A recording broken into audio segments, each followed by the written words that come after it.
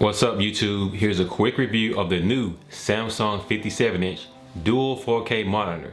Now this thing just dropped this week on Monday, and it's Sunday here at this present time of filming this video. So I've had the monitor for a few days, and I'm just gonna give my quick honest opinion about it. I really like it. So far, the monitor hasn't disappointed in any regards for my personal use. I've been waiting for this monitor for a long time. There's been some, some rumors of when it's going to drop. And even before the monitor came out, just in my head, the monitor that I wanted to have, it was this monitor, kind of that I imagined that would be the perfect monitor for me, for what I do. I primarily use it for work. And of course, I play some games on it as well. So it has good all around use for gaming and productivity. Now, the monitor is definitely on the higher end side of functionality and price points. So as far as some of the specs, it can go up to 240 hertz. You get a 7680 by 2160 resolution. Now that's dual 4K. Some places listed as 8K, but it's really just two 4K 32-inch monitors in one giant ultra wide screen. And that's pretty impressive.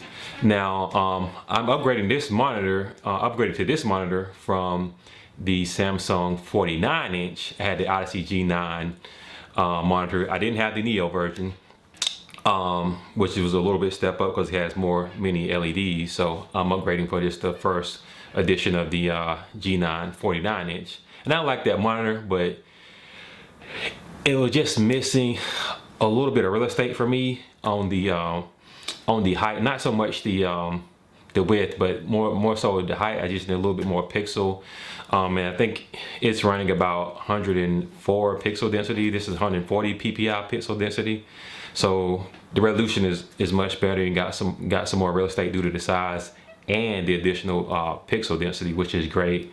So I mean, out of the box, the monitor, it looks pretty good, but Samsung's presets are not really great, so you're really gonna have to come in and dial in the monitor and get it to where you want to get it to.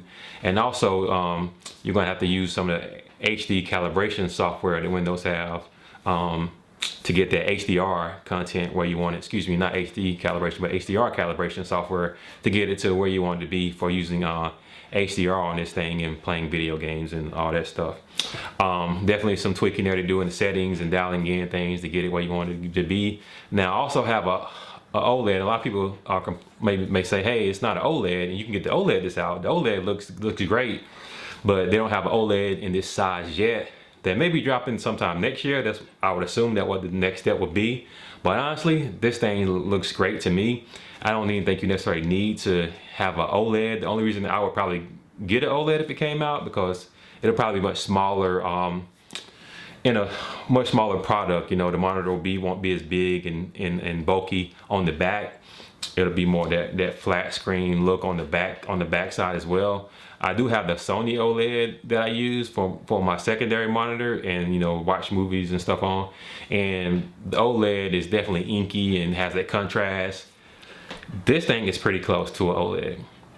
You're getting some really inky blacks. I was very surprised and impressed how much of a step up it was in the contrast and the inky blacks and the just pop color once you dial in the settings from the last monitor that I had, which is really saying something, this being a mini LED technology. So like I said, the $2,500 price point is pretty steep.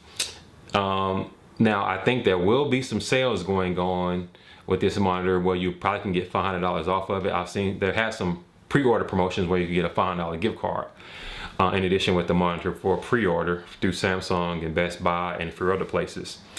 So I think there will be some price dropping eventually. The problem right now is there's no competition to this monitor when it comes to this direct spec with having that resolution and this size. So I think once some other companies start making something in this size format, then the price will probably also come down as well. So if you want it and you want to spend the money, you got the money to spend, and you want something that's absolutely immersive and great for productivity and has really good resolution, This is it.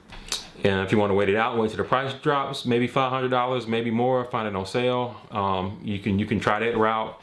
But right now, there's just not really anything competing with this from a spec standpoint. There has been a lot of complaints about the 240 hertz in this resolution. There's really only one video card right now I think that can run the 240 hertz in this resolution, and that's the, I think it's a 7900 ACX. And surprisingly, you can't get that resolution out of a 4080 or 4090 from NVIDIA right now.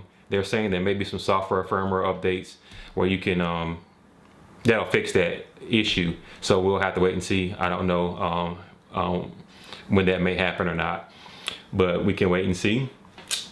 Me personally, I don't really run anything in 240 hertz. Even on the last monitor that I had, that was 1440p. I wasn't running anything really on 240 hertz. I tried it out for a little bit. It was cool, but I noticed it just ran better in 120 hertz, and that's kind of where I keep everything as far as like video games and just doing everyday work on the monitor. So I would definitely recommend it. I think it's great. You know, the monitor I got, there wasn't any like dead spots. I know there's been some quality control issues about Samsung and monitors being, you know, some dead pixels and some screens not working. And I don't think it's a whole lot of monitors that do that, but obviously if you get a monitor and you pay this much money and something's wrong with it, you're going to complain. So everybody that gets a bad monitor is going to complain, but at the end of the day, like, you just got to return it and get another one. You know, it's still under warranty when you first buy it. So definitely check it out. I think you can get them from Best Buy. I think they may be sold out pretty much a lot of places I've looked, actually, except on Walmart. Go to walmart.com, you can buy it from there. But definitely not on sale right now. The promotion has ended for the pre-order $500 gift card that a lot of people were doing. But if you want the best, pretty much in my opinion, the best computer monitor for productivity that you can get, it's this, and I'm enjoying it so far. So I just want to give you guys my quick opinion, and got any comments or questions, you know, put it down below. Thanks for watching.